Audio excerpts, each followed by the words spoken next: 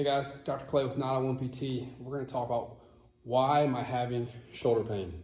I want to talk about one or two of the reasons here of why you might be having shoulder pain. There can be lots of things, but this is one very common thing that I see, and it has a lot to do with the shoulder blade.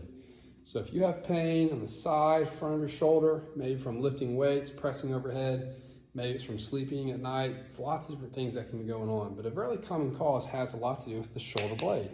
And when I take a look at a patient, one of the things I have to look for are those root causes.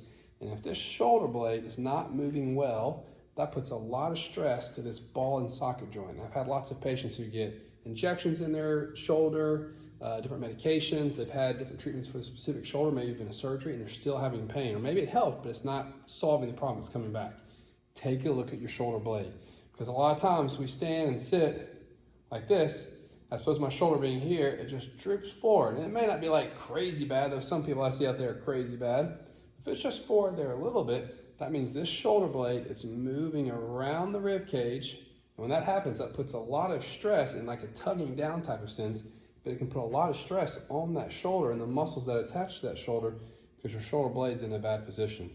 And so if you're doing different activities, where again, active motions, like I'm doing a push-up, and that shoulder is dumped forwards like that, and I don't have that shoulder blade in a good position, that's a problem.